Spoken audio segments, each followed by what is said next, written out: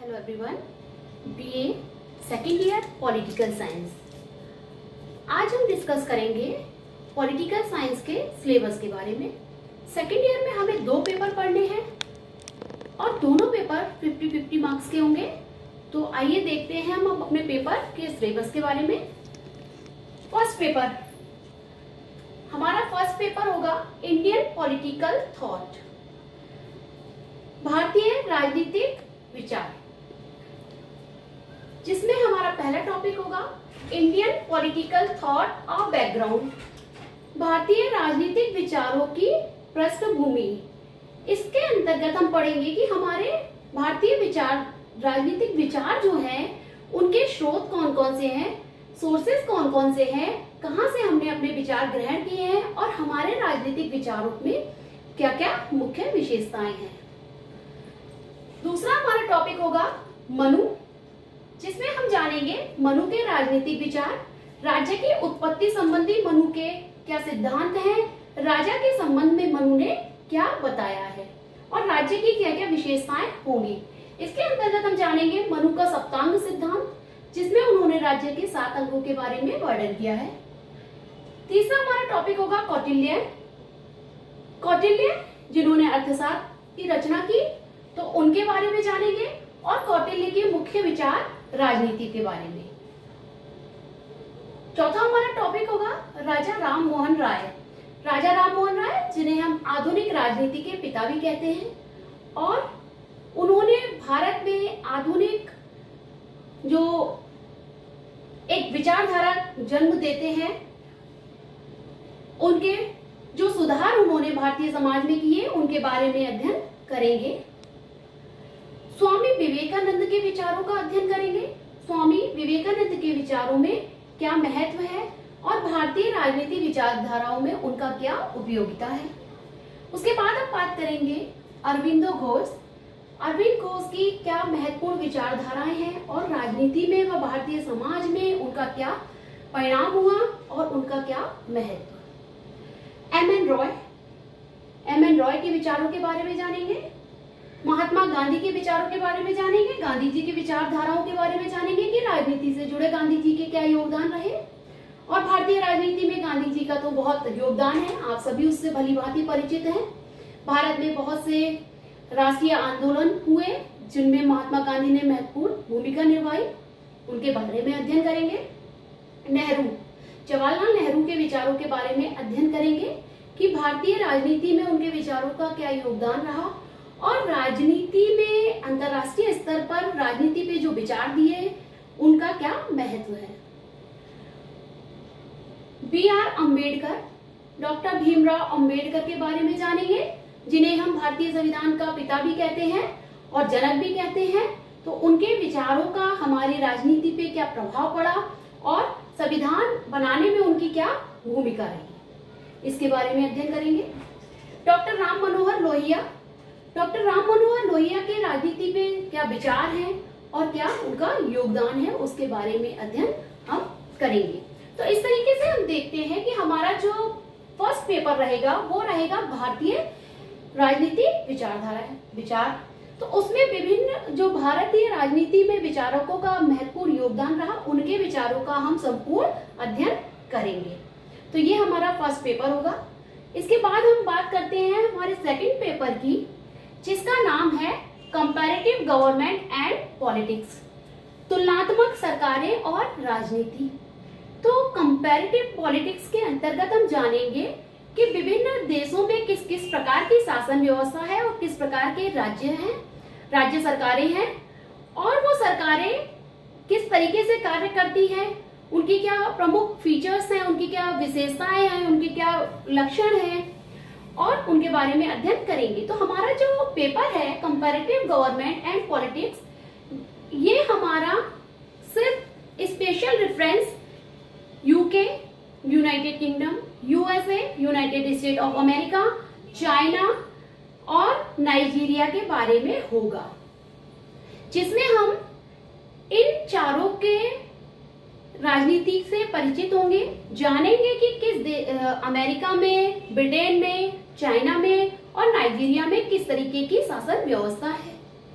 किस तरीके की न्यायिक व्यवस्था है और किस तरीके की वहाँ सामाजिक आर्थिक आधार है, इनके बारे में हम डिटेल में अध्ययन यहाँ करेंगे। तो कंपैरिजन है, सब तुलनात्मक अध्ययन होगा। तो सबसे पहले हम जानेंगे कि governments parliamentary and presidential, unitary and federal.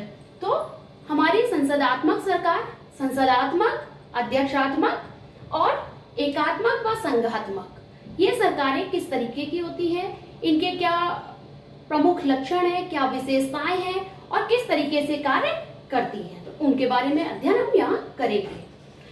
जैसे हमारे भारत में संसदात्मक शासन प्रणाली है, अमेरिका में अध्यक्षात्मक शासन प्रणाली है, तो इनके बारे में हम जानेंगे।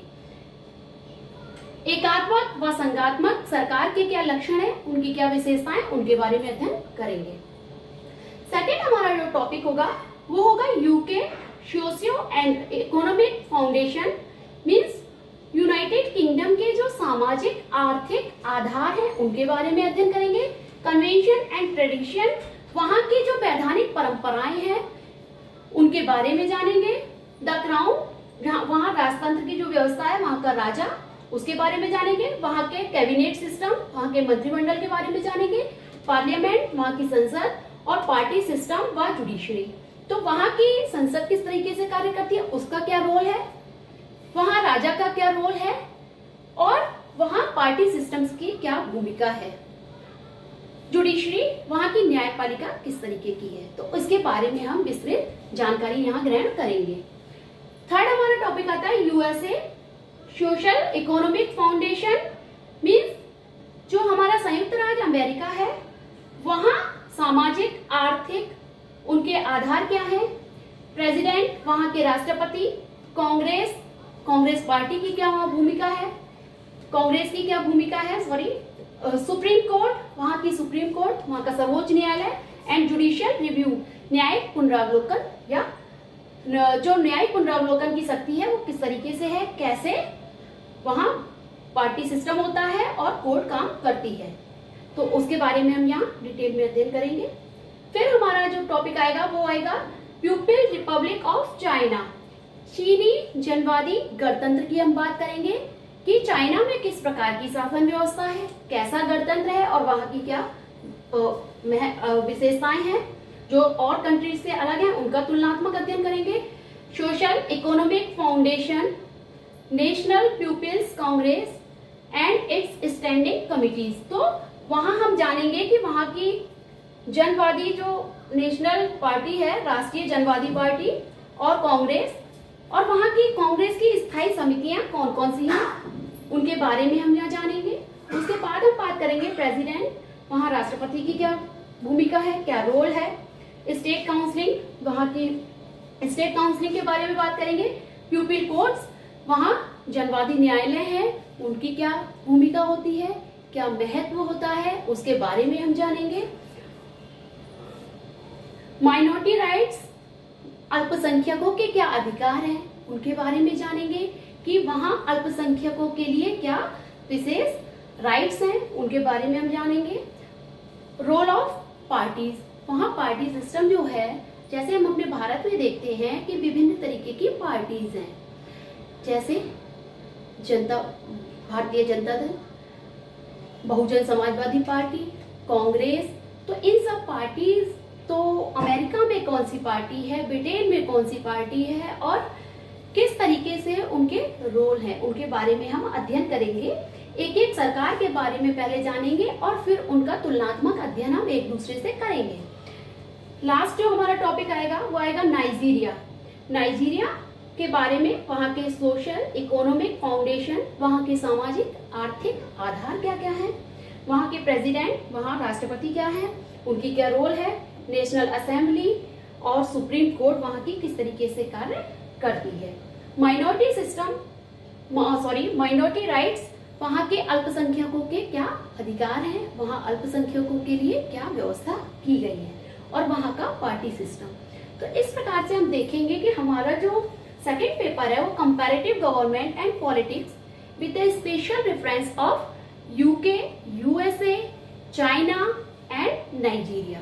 इन चारों के बारे में हम जानेंगे और उनका तुलनात्मक अध्ययन करेंगे और अपने देश की शासन व्यवस्था और यहाँ के सिस्टम से उसके कंपैरिजन को करते हुए हम अध्ययन करेंगे।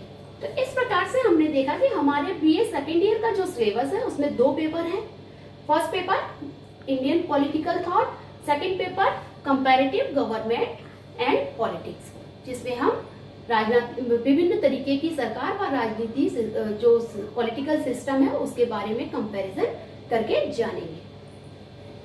यहाँ हम जानेंगे भारतीय विचारकों के बारे में, जिन विचारकों का भारतीय राजनीति में महत्वपूर्ण योगदान है और भारतीय राजनीति के साथ साथ जो हमारे भारतीय स्वतंत्रता आंदोलन हुए उनमें भी इनकी महत्वपूर्ण भूमिकाएं हैं, उनके बारे में हम यहाँ अध्ययन करेंगे। Thank you.